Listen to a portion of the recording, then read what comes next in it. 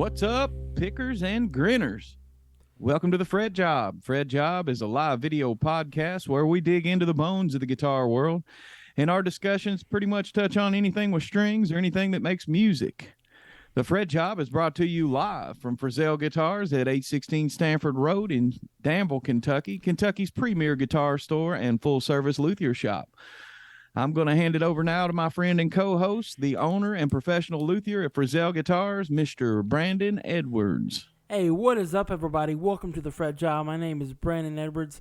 Let me introduce you to my co-host here, Jonathan McWhorter. All things real estate, all things strings, guitars, whatever, all things musical, and just a stand-up guy. So, Jonathan McWhorter. What's up? What's up, man? We got a special episode today. Yeah. Today is number 30. Yes, today is number 30, so I want to take a second from the heart to say thanks, everybody, that we made it to 30, because there's so many podcasts out there and things that don't make it past 10. And you just got to keep on keeping on, man. When you think you're not getting nowhere and you think nobody's watching, showing up, you just got to keep doing it. And here these past couple weeks has really, really made me understand that just because we don't have a full house on Tuesday morning doesn't mean that we don't have a lot of love. Because I've been going out in public, and now I'm not being noticed for owning Frizzell Guitars. More or less, I'm known as the guy that does the FretJob, and that's just so cool. People I don't know, we've had a lot of fun doing it, man. I don't regret doing it. I love talking about guitars. I love talking about music. Never thought I'd do this, but it's fun. So about a couple weeks ago, I was in Dollar Store here in town. For those, we're country, so we got a Dollar Store. But I went to Dollar Store here in town, and some big guy come hollering across. He said, "Hey, come here." And he said, "I watch your show, The FretJob." He said, "I recognize you." He said, "I watch it every week on YouTube." He's like, "I watch every episode." He said, I said, "You've watched every episode all the way through?" He said, "Yes." I told him, I said, "I'm not paying you a restitution check for listening to us." No. Yeah, we, man, a lot of people don't have time on Tuesday morning at 10 a.m. to sit around and watch a show about guitars. But when it goes on YouTube, you've got access to it anytime you want to watch it. You can go back and watch it on Facebook, whatever. You can go but make we're fun glad of for us. We're glad for anybody that watches the show, and we're glad to have 30 episodes behind us. And but this episode, we're going to talk about we got a couple different things. Brandon's got kind of a surprise for us later on. I'm gonna start the episode off with something before he talks about Nashville real fast. So I'm gonna talk about a change, something here in the shop. Some things are changing here in the shop on the repair side, and I'm making some drastic changes. So the first change is it's going to be called the parts policy. And basically what that is, the parts policy is if you bring a guitar in under your contract that you signed, that we agreed the price and everything with the repair job, is stating that it could be longer due to parts. Here's the deal. I've had a tough time ordering parts in, and when I order them in, they say they're going to be here in 2 or 3 days, and sometimes they don't show up for 2 weeks. And it's nothing I can do to control that, nothing I can do to help with that. It's just the nature of the job is one of those things. And when you get it, the UPS guy or the USPS Postal Service guy is like, "Hey, they shipped it economy." And when you buy it or you order it, you don't pay for it. You don't pay for economy. You pay for a faster shipping and stuff. And it's frustrating because when you call them and you try to iron out the details, they just don't care. They're like, "Well, we're having trouble getting people." So that's the first policy that's going to be implemented. They just want to make the sale and get it over with. The second policy that I want to implement is called the right to repair policy, or the policy. Basically, it's saying, disclaimer, basically, I'm getting several guitars in here lately that people has worked on beforehand, before I've touched them. And the thing is they've done things that have not been great with the repairs. And the thing is it leaves me, A, more time to fix that guitar, or B, more stuff that may cost more money, Or C, they've done stuff that when I go to fix it, it's going to cause damage because there's no way to fix it without Yeah. causing damage from what they've done. And Like using the wrong kind of glue. yes, and that's a thing, wrong kind of glue, people using the wrong kind of screw or something, and they do something to get a quick fix. It looks good, it looks like it's all cleared up, looks nice and shiny, but later down the road, it just makes it tougher. Yeah. And it adds a mountain full of stuff that doesn't need to be. And we're going to add a policy on that. There's been some things that have come through the door here that have some acoustic electrics, some electric guitars that have had some stuff, and it takes more time, it takes more effort, and then two, it's just not good overall. And yes, the people may not have known that somebody had done something to it. Nobody pays attention because it looks good, but it's the thing is like with car mechanic, somebody else gets into somebody else's work, and then it just becomes a mountain out of a molehill. Yeah. So that's those two things. Now we're going to talk about Nashville. All right.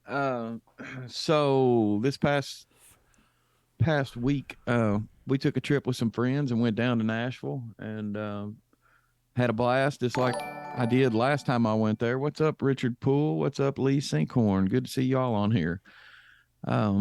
But anyway, we went down there and we went to the Country Music Hall of Fame. We went to Broadway, listened to some bands, heard a really great band down there. Had a girl singer singing like Fleetwood Mac and some Led Zeppelin stuff, and they rocked, man. And I cannot think of the name of that bar where she was performing at. I can't think of the name of it right now. But anyway, they were really good. And then the Country Music Hall of Fame, I got to see some awesome 6 strings and 12 strings. I saw so many nice guitars down there, man. Saw Buck Owens's Red, White, and Blue. Saw the Log, which is, one of the first solid body electrics that Les Paul made out of a post, basically. Saw that. Then I got to go to something really special. I got to go to a show at a hotel venue called the Hutton is the name of the hotel. The Analog at Hutton was the name of the actual venue. And I got to see Trey Hensley. I don't know if you all know him, and Rob Ikes. Well, it's actually Rob Ikes and Trey Hensley's how they've got it listed. But anyway, Trey Hensley, I've been watching him on YouTube for a long time.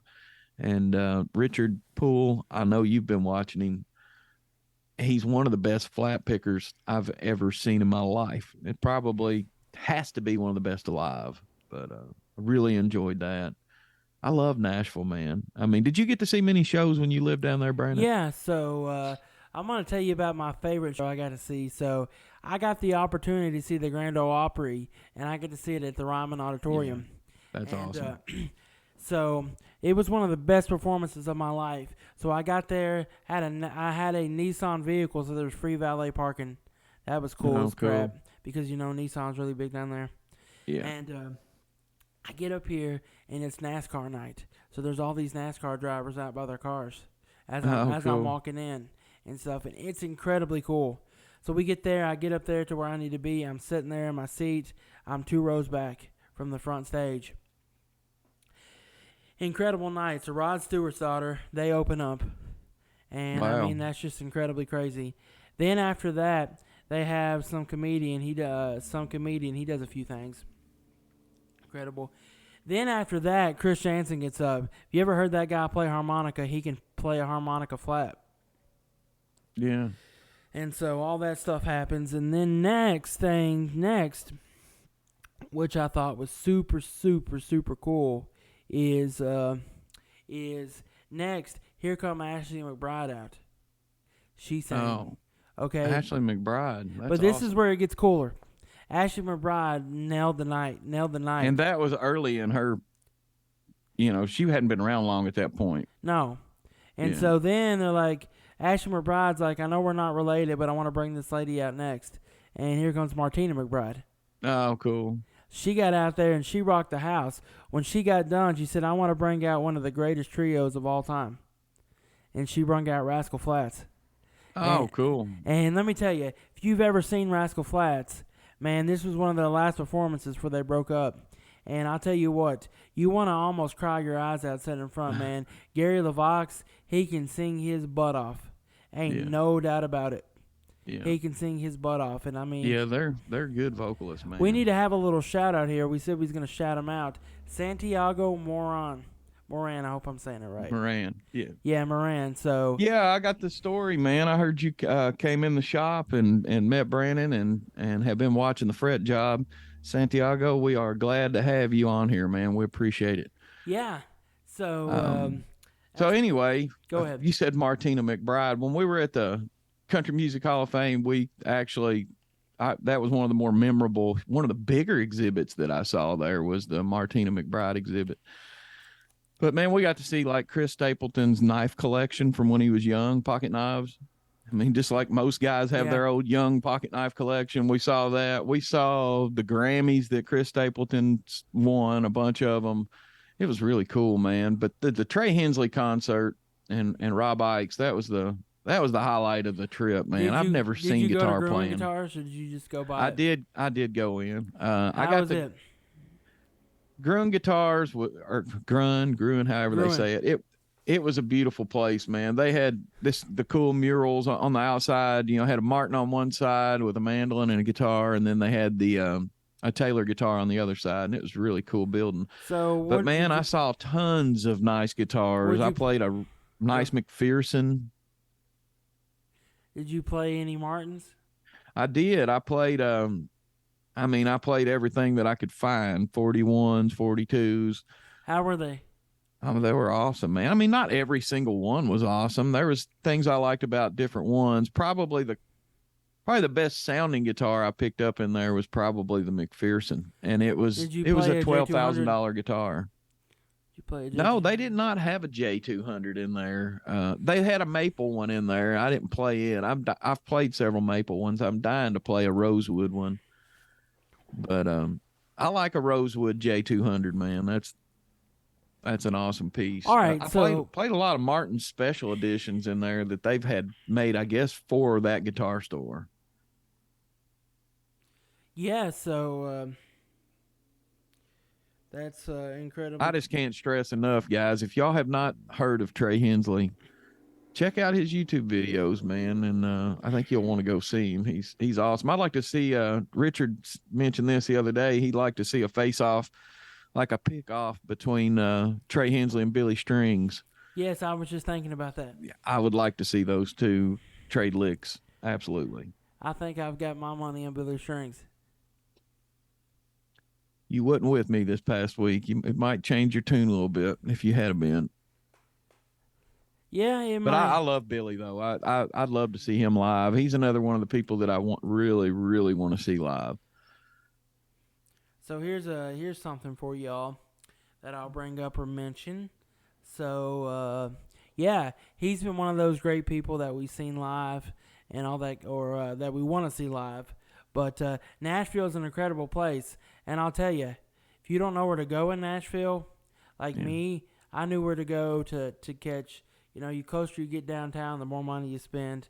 But I lived on the lake, and if you're down in Nashville, a place that you got to go, it's called Joey's House of Pizza.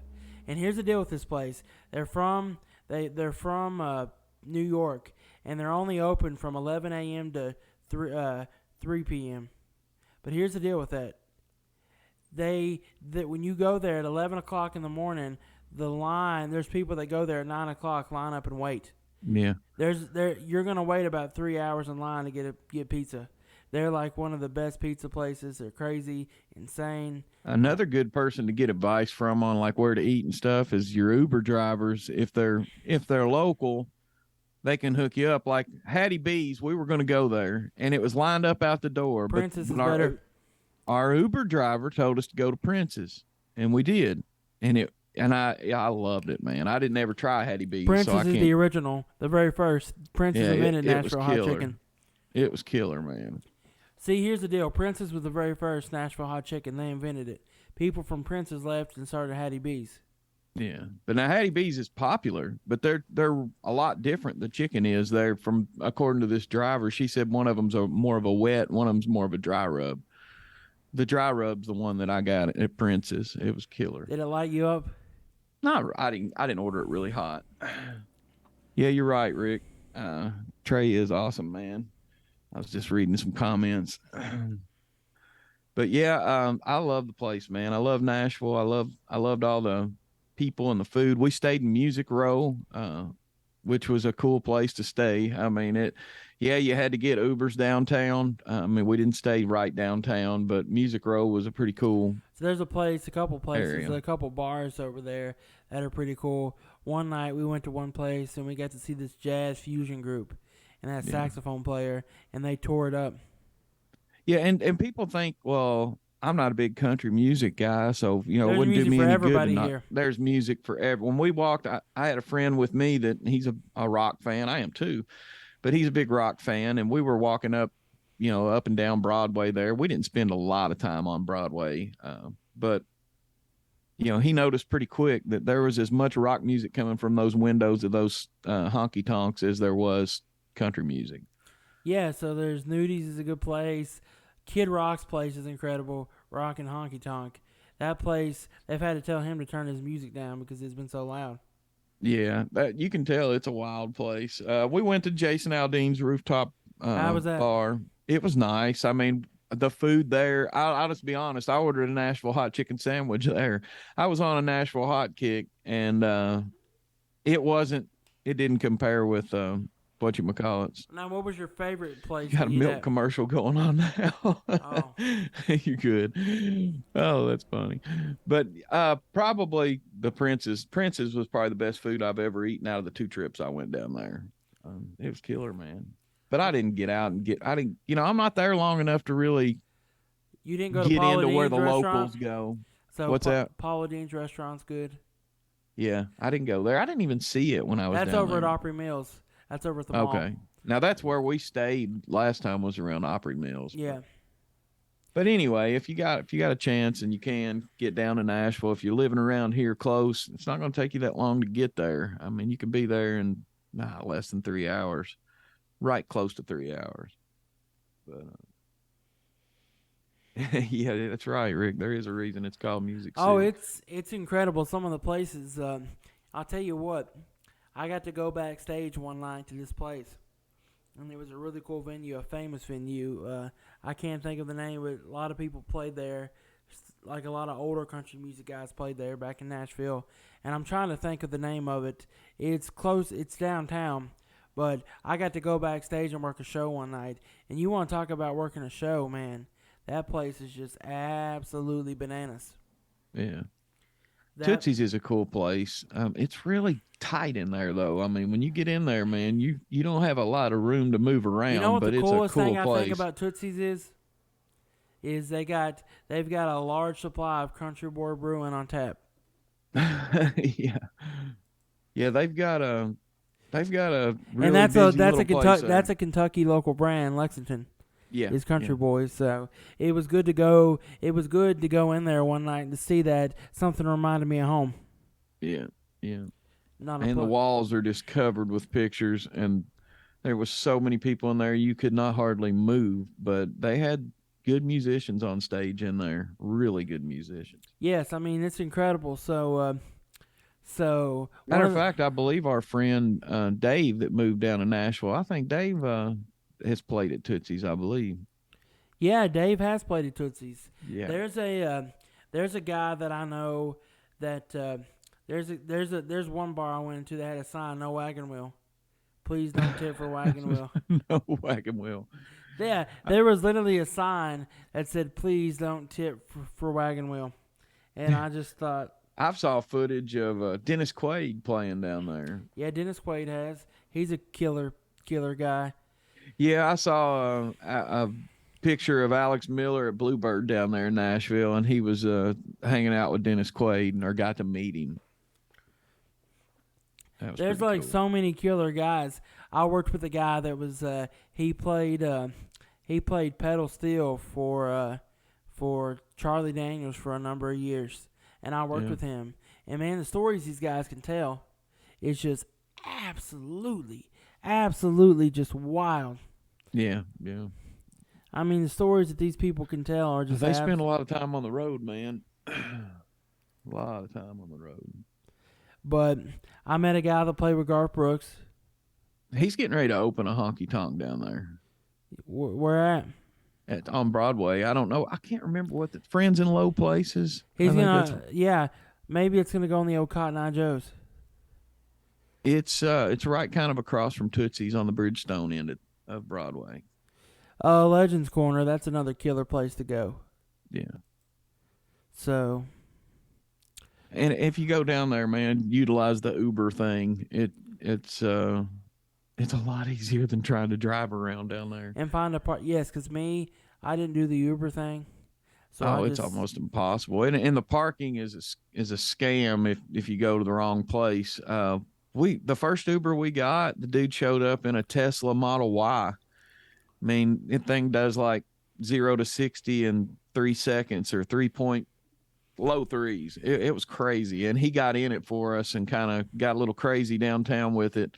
And it almost won't let you crash. I mean, the thing's got like sensors all around it. If it senses a vehicle that's close to you, it'll like slam the brakes on and do kind of wild stuff. He took us for a heck of a ride in that Tesla, man. Yes, so we got some special things coming up here for you.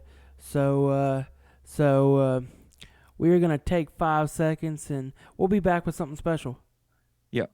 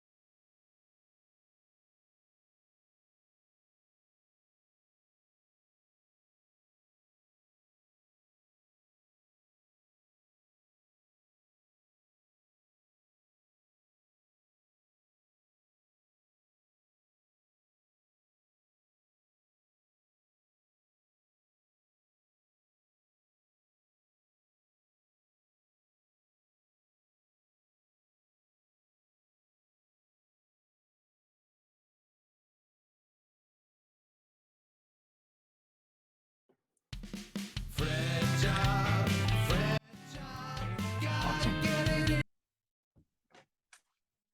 Awesome. Move that logo. It's on Dave's face. The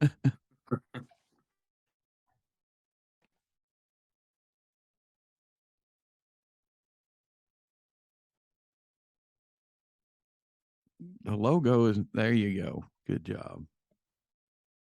Cool. So we're back. All right.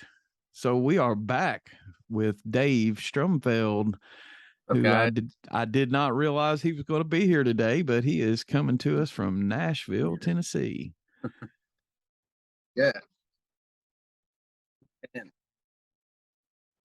I mean, I've been here since June, so it's been just over 4 months, maybe 4.5 months. Man, it's the best move of my life. this place is absolutely amazing. There's so much opportunity for musicians. I've been incredibly busy doing things that I would never have predicted I would have done, and just so many opportunities. There's a world of opportunity open to me as a musician, That is in awesome. different directions. Yeah, yeah. So I gotta ask one question, and this one question I'm gonna ask you is what what is your favorite what was your favorite food place down in Nashville? I actually haven't eaten out that much, to be honest with you. I know you told me about what did you tell me about? You told me about a chicken place. I forget. I haven't checked There's it out yet. Prince's is great. Yeah. There's Nashville House of Pizza, all different kinds of good stuff. I don't know that I've had any of the like Nashville steak. I actually haven't even had Nashville hot chicken yet since I've Have you been had the here. Nashville staple ramen noodles? No. So We I live in Woodbine, and there's a pretty good ethnic. It's like a good ethnic neighborhood. So there's a lot of like Thai restaurants and things like that. So I've Yeah. had really good Thai Hey, food. Thai food is great. I had it for Yeah, the first time, and I was like, "Are you kidding me?" it's it's really good. Richard What It's really about Poole. music venues? What's your favorite place you've played, or what's the first place you played when you got so down there? so. This is kind of the surprise for me is that I've become a bass player here in Nashville. I That's mean, what I was kind of thinking. yeah, I've always played the bass. It's not, I've always played the bass, but I was never like the bass player. But Yeah. there was a demand for singing bass players, and Okay. I found an opportunity to kind of fill that gap, and I've been loving it so much. So I've been playing on Broadway 4 or 5 times a week, um, Wow. and I'm playing up and down the strip, and I'm making my living doing that right now. That's like a good, 3/4 of how I'm making my living. What's your favorite Wow. venue? What's your coolest venue you played at so far that's left you in starstruck? Starstruck. So I played Starstruck. You guys will like this. I played at Tootsie's, which is a very famous venue. Yeah. And I've probably played it at like 20 different venues up and down Broadway Wow. at this point. There's a place a couple doors But down from Tootsie's that's like Lucky something maybe. yeah, yeah. There's a lot of, I can't remember the name of it. I Lucky can't either. Bastard. It's got like a skull Yeah, for the logo. That was a cool place that I might saw be when I Lucky was. Bastard. But what That's I want it. to tell you all was so I was playing at Tootsie's probably a month ago, or yeah, about a month ago or 6 weeks ago, and Randy Hauser was sitting in the VIP section. Wow. And uh, all of a sudden, like we didn't even realize that he was in there because this is a pretty crowded bar. We're on stage Yeah. playing. And all of a sudden, the owner of Tootsie's, who was there with Randy Hauser, stops us in the middle of the song and says, "I don't." We were playing some like rock song. He's like, "I don't want to hear this rock song. I want to hear some country music." And then he's like, "Why don't you get the mic over to Randy over here?" And then we're like, "Oh shit, that's Randy Hauser sitting right there at the corner." And we ended up playing like 3 or 4 songs with him, and and then he got up on stage and sang a few songs with us too, and then he sang a couple songs on his own. And there's some pretty funny videos out there of me just like standing there with my phone, like awestruck, starstruck, Randy Hauser sitting there 2 feet away from me, singing songs. So that was super fun. Uh, yeah, so that's just been crazy. Like That's awesome. Broadway. And so I've made myself available as like the emergency bass player. And this is how I've gotten so many gigs is that, when bands, there's like 400 shows that go on Broadway every day. Yeah. There's constant music. There's like 50 venues, 2 or 3 stages each venue. And there's 4 sets per day. So there's got to be 300 to 400 concerts going on every day on Broadway. And chances are one of those bands, their bass player is going to be calling in sick or has double booked themselves across the street or whatever the case may be. That band is on stage and needs a bass player. And I've made myself available to like fill in those moments. So a band will like, call me or put out feelers on a Facebook group, and I'll be like, Yeah. I'll be there in 15 minutes, and then I'll go save the day on the bass. Have you ever played at Legends Corner? I have. I played That's there. one of my favorite places. Yeah, that's one of my favorite places too. I played there. I've played Tootsie's. I've played Second Fiddle. I've played AJ's Good Time. I played Rippies. I played all Legends those. Corner is That's just awesome. so cool. All the stuff on the wall hanging is just the history Yeah. between it. That's what's so cool to me. Is there's a lot of cool pieces on there. It's like a really rad place. So, like being a bass player, and being able to jump in like that, you pretty much got to have a heck of a repertoire there to So, be able to. yeah, that's the thing. I've absolutely learned like 400 songs in the last Yeah, 4 that's what I figured, Here's man. a question for you. Yeah. So I seen you did a songwriters round. How was that? Yeah, I've actually gone to a few songwriter rounds at this point, and Cool. I've played a few of them. The Commodore, right? Yeah. Yeah, I've played there 2 or 3 times already. I was just there last Tuesday, and I love it there. It's really great. Cool, So one of my good friends here, he plays around. He's got a big following. Brad Harden, 20,000 people. Well, Brad happened to find out about a song called Sway, and now every time Brad plays out live, he's made me sing that song at the end of his set. He said that's one of his favorite songs, and so that's just pretty cool. That Dave had a part in that. I had a part in that. And stuff, and that somebody like that, impacts it. But have you had time to write a lot while you've been down there?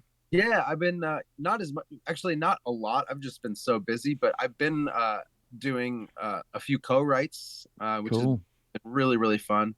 I went to the Nashville Songwriters Association International, and did a few co-writes there. I've had some people come here to the studio and do some co-writes. I've been writing some of my own stuff. Awesome. Definitely writing and enjoying that. And I've also been super busy in the studio, actually. So I've built this. My home studio is like 5 times as big as it was when I lived in Michigan, and I'll show you if you want to see it. I've decked it up. Pretty awesome. So this is like my control room that I'm in, and this was my live room, but I've actually updated my live room. So I'll show you. That is one heck of a studio behind him. Yeah. I was you've got a good setup. Project. Yeah, and I've had some really, really talented artists in here, and I'm working on an album from this singer from France. She's amazing, and she was here in Nashville for a month or so, and recorded here. So this is my control room and live. So I do vocals in here. I do acoustic guitars and stuff like that, and then I'll show you my live room. So as of literally 2 days ago, so I was living with a roommate, and he moved out 2 days ago, and I'm in a good enough position that I can rent this house on my own, which is incredible, that I'm making that living on music here in Nashville. So great, man. So I've turned the living room into a live room, and I'll show you this. I don't know, flip the camera. Can I even flip the camera? Maybe not. Oh yeah, here we go. So here's the live room now. This is actually a really big space. So this is like a rehearsal space / live room. So and I just literally put this together 2 days ago. This has been since I knew that my roommate was moving out about a month ago. I've been kind of imagining this in my head and trying to figure out how it was all gonna be set up and play out. But yeah, so I got a Gretsch drum set, so drummers can come and just there's a piano in here. You're set up good, man. Yeah.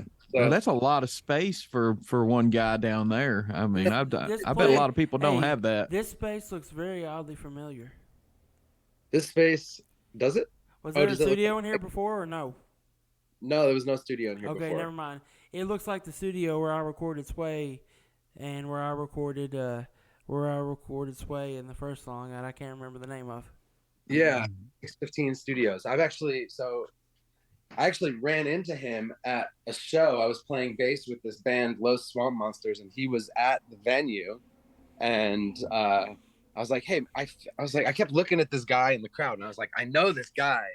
And during a set break or whatever, I was like, do we know each other? And then he was like, oh yeah, I'm Mike Corcoran. And I was like, oh man, you recorded Brandon and on his songs. And so it was funny because we had met for the first time, but we had collaborated, from Michigan to Nashville about 2 years ago or a year and a half ago. Yeah, that's really cool. They get to hook up with him. I mean, he's an awesome dude.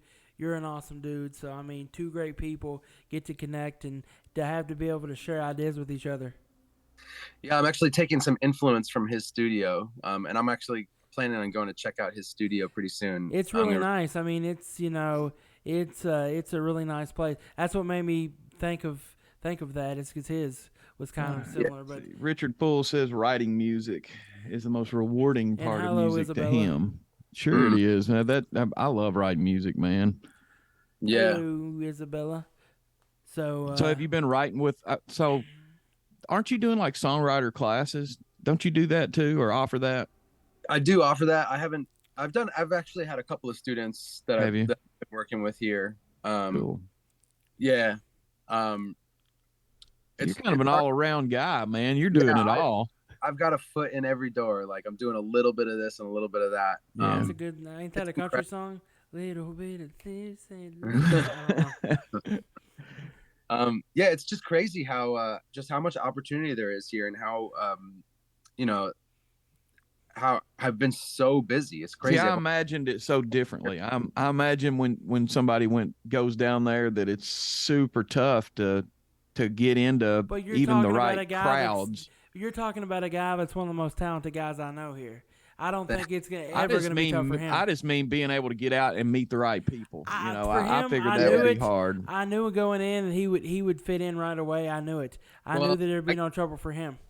I gotta say thank you so much, man, because it was a big part of the reason I'm here is because you said that Nashville would be a great place for me, and you said that to me like 2 years ago or more. And I knew And it would be. I met it's this been man, and I probably talked to a lot of people when I wanted to learn how to record a song and to dabble my feet in that as just part of my repertoire. And I talked to a lot of people, and a lot of people kind of had this chip on their shoulder, or they kind of had an ugly attitude, or they kind of were miserable, or some people were like, oh, they were a little bit lazy to an extent, or and talking with him, he just had a desire to work. And I think more people need to have a desire. Too many people think they get comfortable with the same clients they have, with the same people. Well, it's definitely probably not a place for somebody that doesn't want it bad. I mean, yeah. you got to want it. Well, I think I feel like the reason I made so many connections so quickly. I mean, I've just been saying yes to almost every opportunity and going out almost every day of the week. Honestly, I haven't had a day off in a couple of months. I probably need to give myself a day off. But every day there's something else to do. And, it's like a magical place. I feel like every day I'm meeting the next right person and like meeting, being turned on to the next gig or to the next, recording session or whatever it is. Meant to be, man. Yeah, I'm just going out there and like saying yes to opportunities, going out supporting other artists where, when I have nights off that I'm not working, I'll go to someone else's show. I'm just like shaking hands with people, going Same thing with kind of me. I do the same thing like you do. I don't ever take a day off. I go, I do open mic, I host things like that. I get my name out for the business. I meet people that play guitar. I meet people that doesn't play guitar, and people ask, "Well, why do you talk to people that?" Because I'm sure they know somebody that does, and they're gonna tell somebody that's a family member about me and about the person they met. Hey, I met this guy that plays guitar and that owns a music store. You ought to go check him out. And you might get a customer out of that. Yeah, and it's kind of one of the same kind of things. Richard Poole says, "Living the dream, Dave." Very cool. Rock on, brother. When I lived in Nashville, I went one night with a friend because he'd never been to Broadway. Do they still have people that have signs out that says "No Wagon Wheel"? I haven't seen. When I went to what's I can't think of the name. Honky. I went to one of the places down there, and they had a sign that said "No wagon wheel, please. We will not play it. Not even no matter how much you tip." That's funny. I think that's turned around. Wagon Wheel is the song that we play now. It's not a big deal, but yeah, there are, the way we make our living on tips on Broadway, entirely on tips, and so there's $20 song requests, and that's pretty standard up and down the strip. But then there are a few songs that are $100, including Freebird and Devil Went Down to Georgia are two of the $100 songs. And yeah, it doesn't have to come from one person, so it can come from like a crowd. With someone $5, $10. Yeah. See, Wagon Wheel's kind of one of those things where people just like. Here's a big thing too. Like you have to tip somebody like $50 just to hear Wagon Wheel. Yeah, That's crazy. I think it's because if we played it every time someone requested it, we would be playing that song 20 times a shift. Yeah. Everybody wants to hear So Wild it's Wings. all tips. There's nothing from the venue going to these artists. We do make a little bit of money from the venue. It's not very much. Yeah. Okay. Not gonna. Yeah, I mean, It's mostly tips. it's mostly tips, but it's a very good tipping culture. Like Yeah. people, especially once they've been up and down the strip a little bit, they understand like, oh, these artists all make their living on tips, Yeah. and people are generous generally, and Yeah. like I'll walk around. So I'm playing the bass, and I got a wireless system on my bass now. So Yeah. I'll walk around with the tip bucket on the headstock of my bass. I'll go whole venue playing the bass, and getting requests from people. And I could walk back up on stage 5 minutes later with like 10 requests. And that's Cool, man. request. What's your favorite song you played so far on the bass at a venue, or you like to play?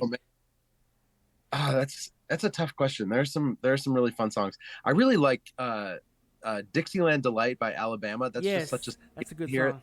Such a classic, but it's really fun to play. Like the instrumental section is great. The key change is awesome. So Brad, he always gets asked Dixieland Delight. He saves that one for the end of the night. Yeah. It's a fun song. That's a good question. What my like favorites are to play. I don't know. You played a few times with the Low Swamp Monsters, right? Yeah, you know those guys? No, I've just kind of followed around on your Facebook page and saw that you were jamming with them. Fans. I'm a fanboy. They're man. Those guys are so much fun to play with. They play Zydeco blues swamp rock, basically. The front man CJ, he plays the accordion. He's got like 2 or 3 different accordions, and he plays the guitar also. And then there's electric guitar, bass. There's a keyboard, saxophone player, and then drums. And they're just super fun. Really great.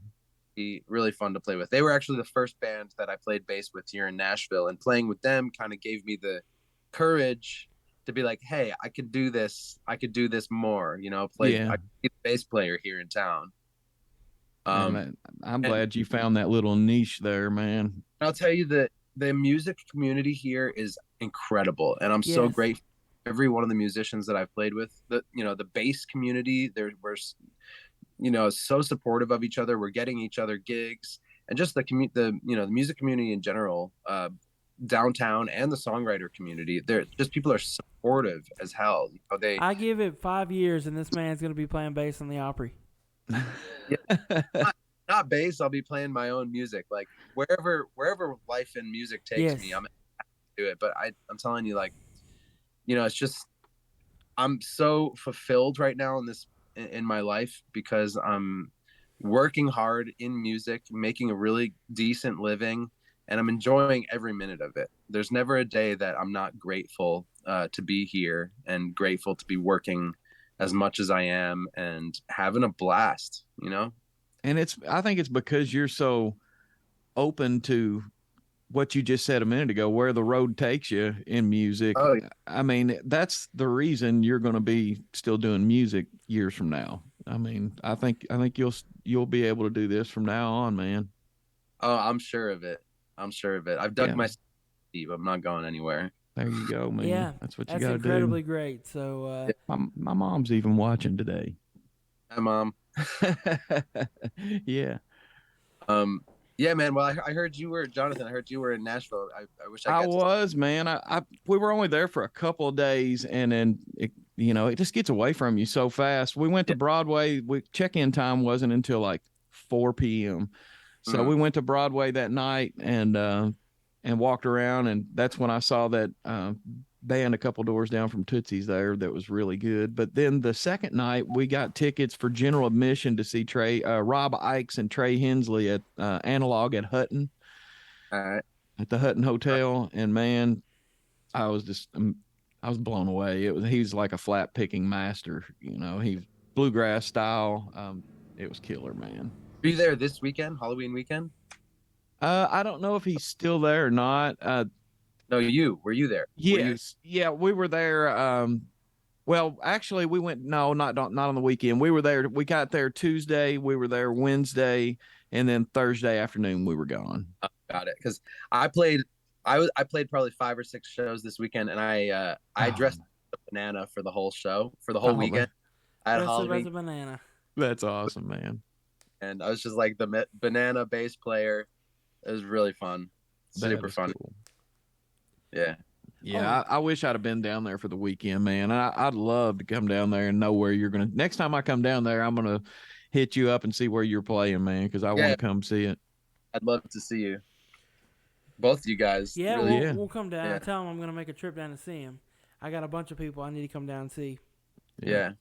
It's So like, actually, here in the studio, there's a guest room now in the studios, or in my house. So it's kind of crazy how much space I have here. So I'm open, my studio is open not just for local musicians, but for people who are out of town come in. There's like a place that they can crash here overnight too. Oh, So cool. we could work all day. There's a kitchen you can eat out of, and then crash in the guest room, and then we can get up early and get back to work in the studio the next day. yeah. So And I want to, That's cool, that's man. incredible. And me and Jonathan want to say something else. Thank you. You guys heard this morning our intro when we come on. That is all thanks to this man. Yeah, our FretJob theme song.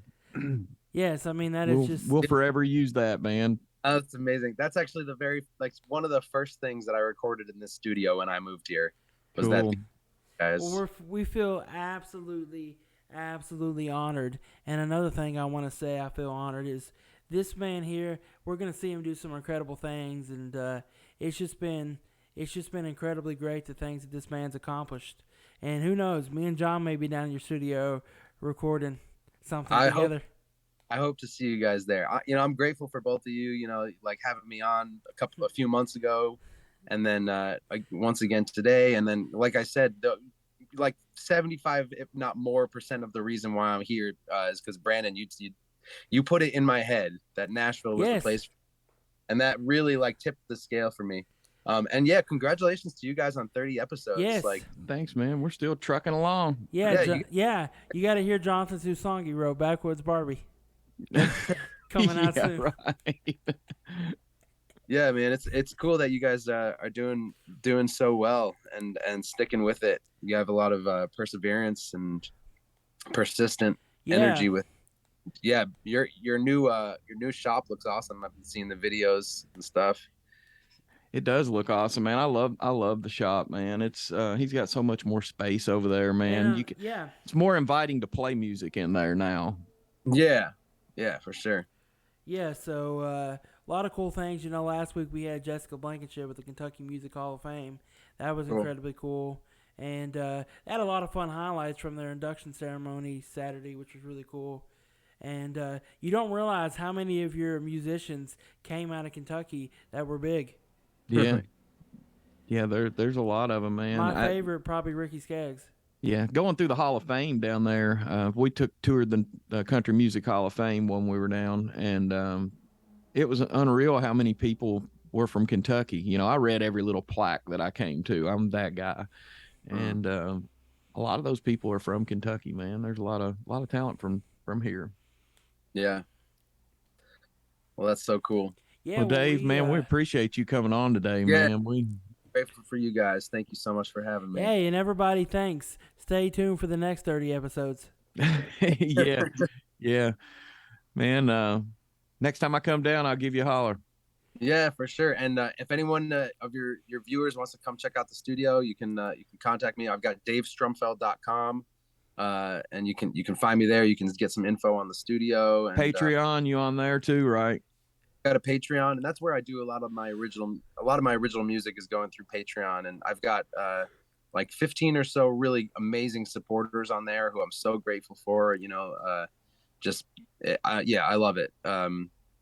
Yeah, there's lots of ways to contact me. Dave Strumfeld. Oh, and I would be remiss if I didn't mention my TikTok. So I have a TikTok now that's nearing 10,000 followers on there, and that's all been in the last 2 months. I started it when I moved. What'd you put on there?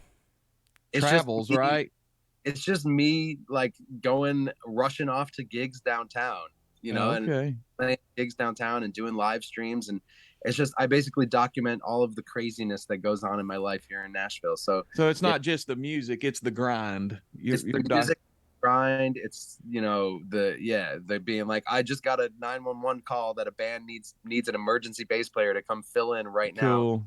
And yeah, those videos have blown up. So yeah, Dave Strumfeld on TikTok, Instagram, Facebook, DaveStrumfeld.com, all those places you can find me. Yeah, you guys check this guy out, man. He's an awesome musician. He's an awesome producer. Give him a shout, man. Find him one way or another. He's got so many ways to reach him. Y'all reach out and we'll find put this it guy. in the comment section, whatever. If you can't find him, call us and we'll hook you up with him. We're the Hammers. So much. Appreciate you. All right. Thanks, guys. Y'all have a good week. I'm Brandy. I'm Jonathan. This is Dave.